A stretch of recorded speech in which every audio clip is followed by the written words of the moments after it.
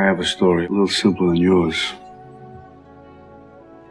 Many years ago, I had a friend, a dear friend. I turned him in to save his life, but he was killed. But he wanted it that way. It was a great friendship. It went bad for him, it went bad for me too. Hello, Now Playing listeners. It's your co-host Stuart, hoping to take a moment of your time to talk not just about movies, but fairy tales. Specifically, a fairy tale that begins once upon a time in Italy, when a gregarious cinephile who barely spoke English plucked an untested American actor out of his TV cowboy show and made a trilogy of classic spaghetti westerns. I'm of course talking about Clint Eastwood and his director Sergio Leone.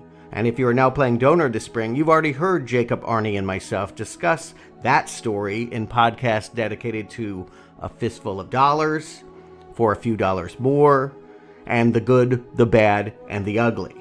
But the fairy tale did not end there. Sergio Leone struck out for Hollywood and wound up with 2 more pieces of cinematic gold in his resume, and this time he did it without his man with no name star, Clint Eastwood. First off, Once Upon a Time in the West brought together genre superstars Charles Bronson and Henry Fonda, as well as bandito Jason Robards for a showdown with a railroad baron trying to steal land from beneath a beautiful widow. I don't mind spoiling that this is actually one of my very favorite movies of all time. Take a listen to a clip of the show.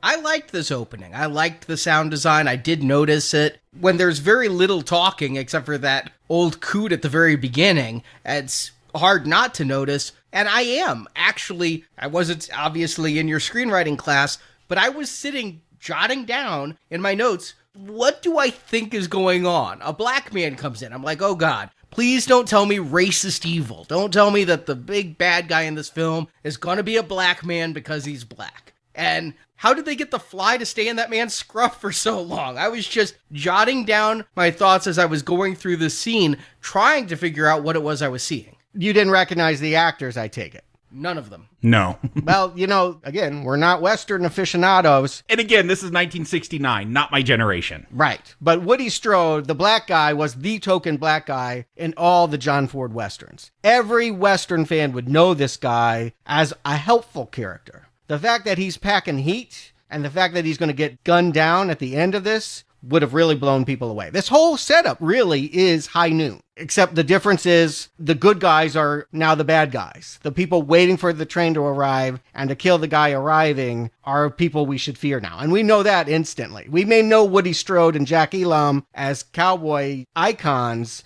but we can sense that their image is being played with. Or not. I may not know them as cowboy icons, but I could tell they were bad because of how they treated the old man. Well, and I like how they're showing this passage of time. I think this is a film about saying capitalism and commerce is going to do away with the cowboy, and there's not a whole lot of glamorous cowboys. So what are these 3 guys doing while they're waiting? One's trying to get a fly that won't get off his face. I'm with you, Arnie. I don't know how they got that fly to just stay there. Pre-CGI. Yes. They spread jelly on his face. I read it. Wow, okay. And just the dripping on the hat, and then the guy drinks the water from the brim, it doesn't feel glamorous, these 3 guys sitting around waiting for what we assume is probably going to be a shootout. We know they're waiting for someone. And again, that train's not going to show up for over 9 minutes. You know what this film reminded me of a lot? And it starts right here, but it's throughout this whole film, is The Hateful Eight. And I got to thinking about Tarantino's use of long scenes and drawing things out. It's one of the things, if you go back and listen to our Tarantino retrospective series, that I often would ding him for is being overly indulgent in some of these regards. And you've told me when we were doing the Man with No Name trilogy, Leone is Tarantino's favorite director. I now see many times where he's aping this style. But you like the style in this moment, is what you're saying. Yes, very much. Okay. So it can be effective when used well. And I agree with you. Tarantino can definitely indulge his dialogue too much. And that's the difference between him and Leone, is that he doesn't let a scene go quiet.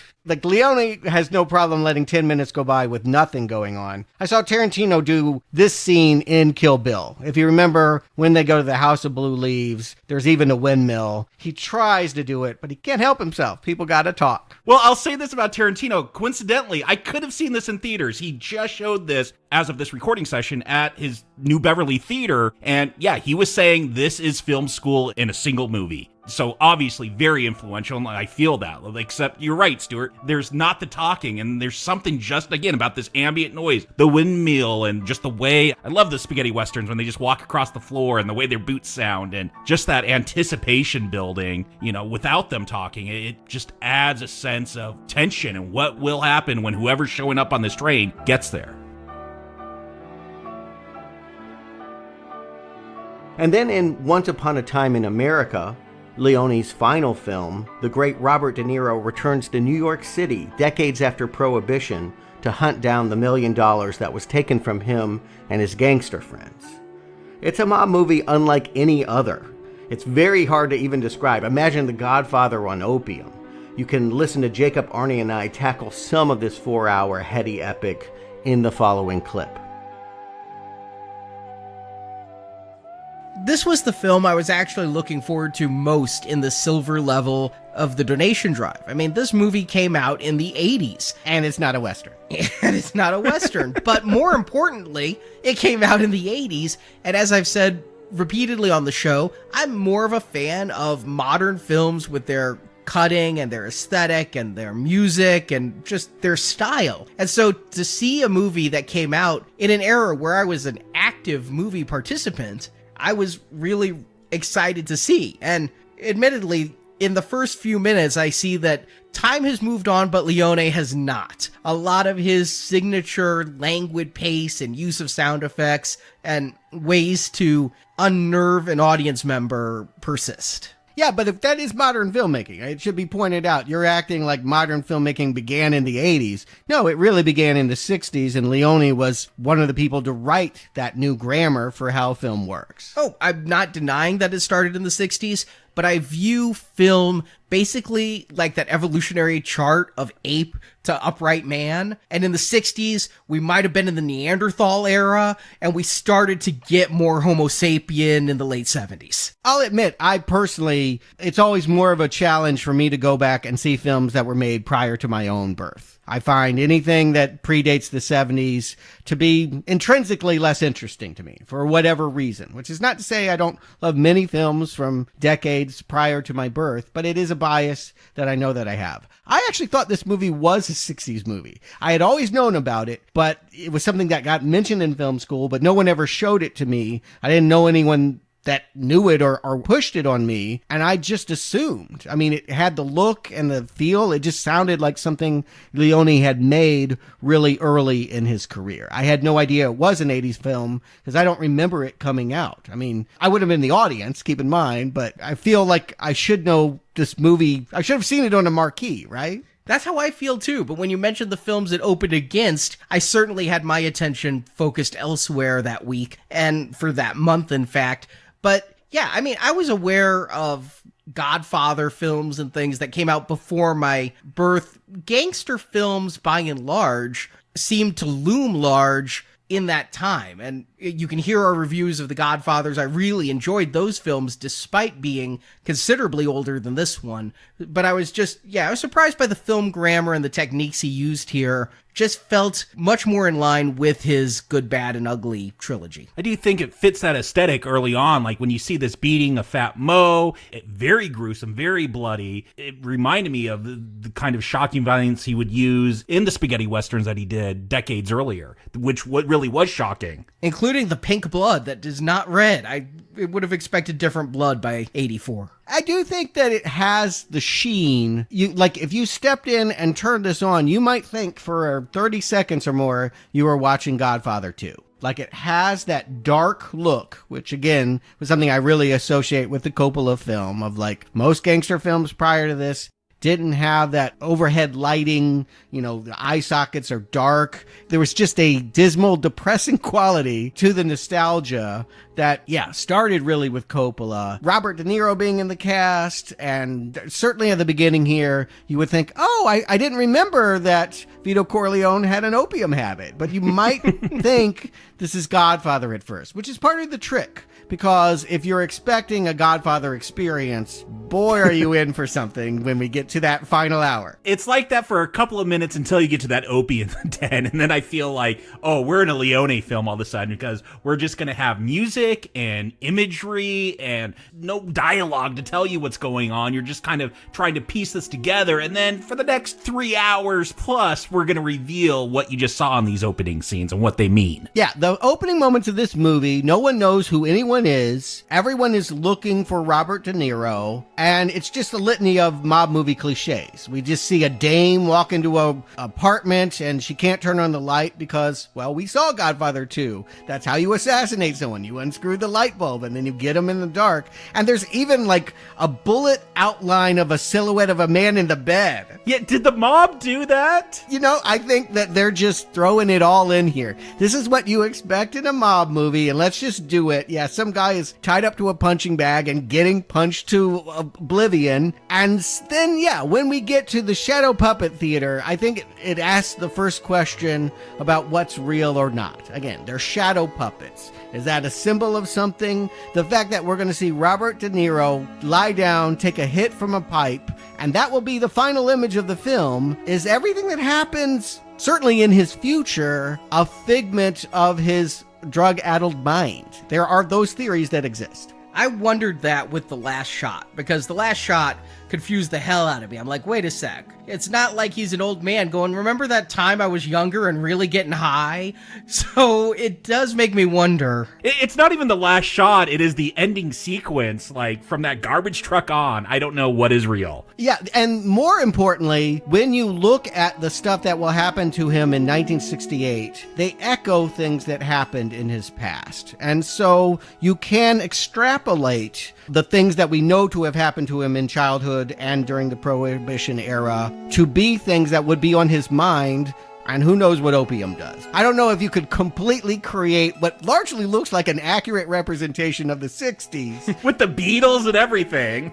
I mean, if I were to think about the future from 35 years from now, I'm sure it's not going to look like what it actually will be, but who knows? Maybe opium gives him that power. My point is, some people really love the idea that everything that he's going to experience is a drug dream. I personally don't like that interpretation. I never like it was all a dream. That is always aggravating to me, and it's not going to be one that I'm going to argue strongly for. I thought about that and like, okay, what does it mean if this is all a dream and once upon a time and fairy tales, dreams, maybe they go together. I think it's a stronger film if it actually happened though. I don't think there's much of an argument to make what the meaning of this film is if it's all just a dream.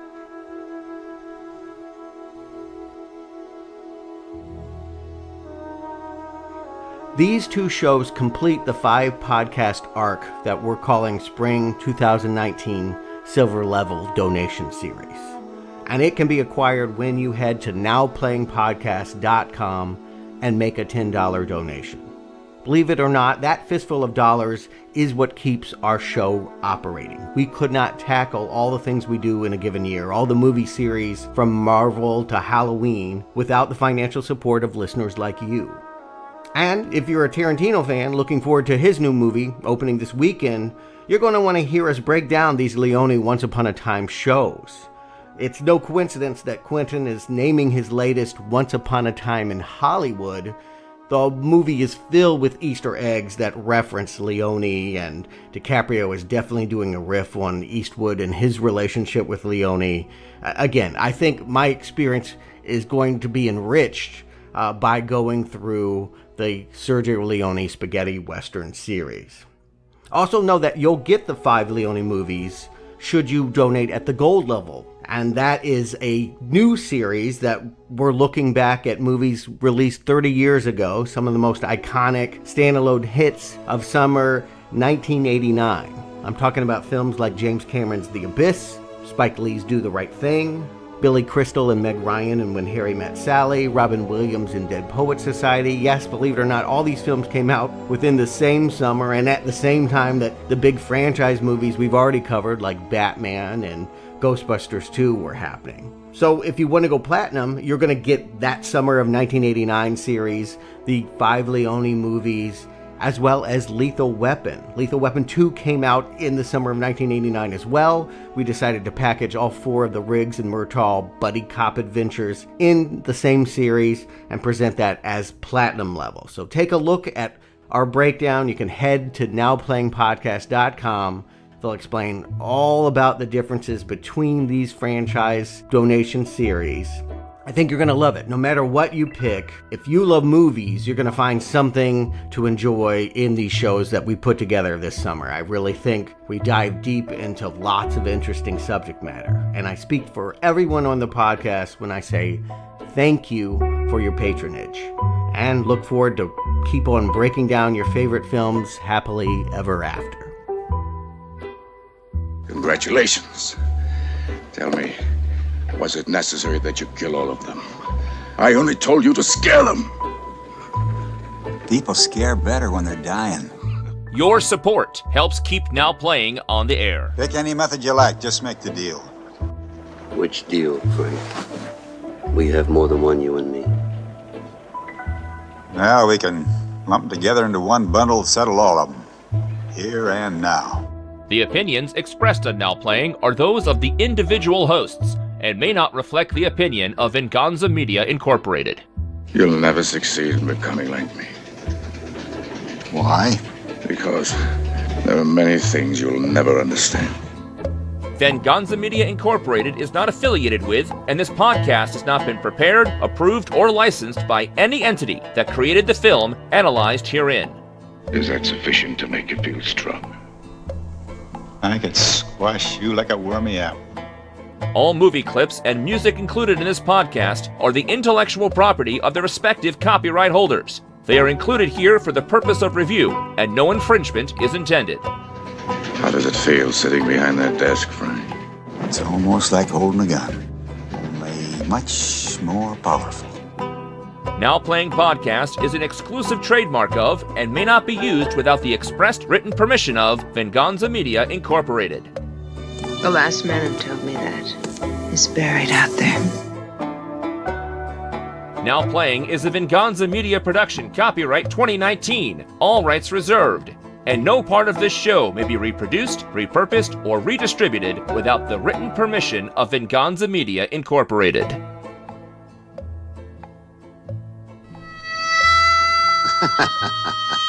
Yeah, go on. Play harmonica. Play so you can't bullshit. Only watch those false notes.